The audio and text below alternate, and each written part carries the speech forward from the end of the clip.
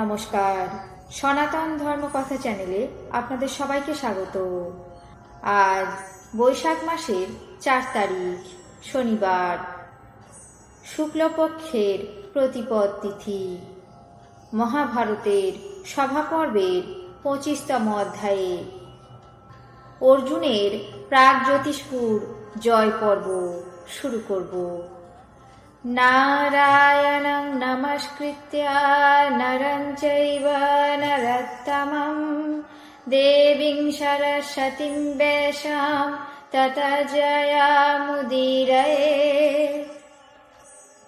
অর্জুন প্রথমে দুর্বল কুলিন্দ রাজাদেরকে নিজের বশে নিয়ে এলেন। তারপর কুলিন্দ, কালকট এবং আনর্ত দেশ বশীভূত করে তিনি সসৈন্যে মহারাজা সুমণ্ডলকে পরাজিত করলেন।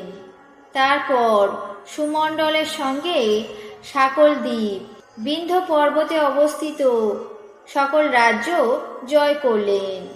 সপ্তদ্বীপের মধ্যে সকল দ্বীপে যে সকল রাজা বাস করতেন, অর্জুন তাদের সৈন্যের সঙ্গে তুমুল সংগ্রাম করে সেই সব রাজাদেরকে পরাজিত করে তাদের সঙ্গে প্রাগজ্যোতিষ দেশে উপস্থিত হলেন। সেখানে ভগদত্ত নামে এক রাজা ছিলেন। তার সঙ্গে অর্জুনের ঘোরতর যুদ্ধ হতে লাগল।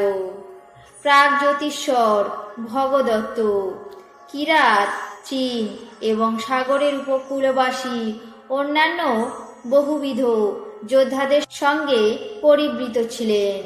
তিনি ৮ দিন যুদ্ধ করে ক্লান্ত হয়ে অর্জুনকে মৃদু হেসে বললেন, হে মহাবাহ, তুমি দেবরাজ ইন্দ্রের পুত্র, তোমার এমন বলবীর্য হবে তা অত্যন্ত স্বাভাবিক। আমি ইন্দ্রের প্রিয় সখা, আমিও রণক্ষেত্রে বল বিক্রম প্রকাশে কোনো অংশে তোমার থেকে কম নই, অথচ তোমার সঙ্গে যুদ্ধ করতে আমি নিতান্ত অসমর্থ হচ্ছি। অতএব এখন তোমার কি অভিলাষ হয় বলো, আমি তোমার সব ইচ্ছাই পূরণ করব। নিশ্চয়ই বলছি, তুমি যে কথা বলবে আমি তার অন্যথা করব না। অর্জুন বললেন, আমি কুরুকুল তিলক ধর্মরাজ যুধিষ্ঠিরকে সম্রাটের পদে স্থাপন করতে সংকল্পবদ্ধ হয়েছি। আপনি দয়া করে তাকে কর প্রদান করুন। আপনি আমার পিতা ইন্দ্রদেবের সখা, আর আমার সঙ্গেও এখন আপনার বিলক্ষণ সদ্ভাব হলো। সুতরাং এখন আর আপনাকে আদেশ করতে পারি না। অতএব দয়া করে কর প্রদান করুন। তখন ভগদত্ত বললেন, হে কুন্তিপুত্র অর্জুন, যেমন তুমি আমার প্রণয়ভাজন রাজা যুধিষ্ঠিরও তেমনি। অতএব আমি অবশ্যই সেই সমস্ত কাজ করব যা আপনি বলবেন। ভগদত্তের মুখে এমন কথা শুনে অর্জুন প্রত্যুত্তরে বললেন, মহাশয়, এই বিষয়ে অঙ্গীকার করলে আমাদের সকলেরই কার্যসিদ্ধি হবে।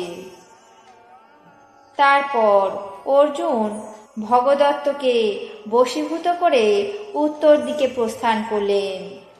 সেখানে উপস্থিত হয়ে অন্তর্গিরি, বহির্গিরি এবং উপগিরি এই সমস্ত স্থান নিজের হস্তগত করলেন। আজ মহাভারতের সভা পর্বের ২৫তম অধ্যায়ে অর্জুনের প্রাগজ্যোতিষপুর জয় পর্ব এখানে শেষ করছি। বাকি অংশ আগামী পর্বে পাঠ করে শোনাব। এখন জেনে নেব আজকের দিনের 12টি রাশির রাশিফল। মেষ, ক্ষতি, বৃষ, শত্রুনাশ, মিথুন, রমণীপ্রীতি, কর্কট, শ্বাসকষ্ট, সিংহ, চিন্তা বৃদ্ধি, কন্যা, ঋণমুক্ত, তুলা, অগ্নিভয়, বৃশ্চিক, যকৃতের সমস্যা, ধনু, আর্থিক লাভ, মকর, বন্ধু সমাগম, কুম্ভ, মনস্তাপ, মীন, পারিবারিক অশান্তি।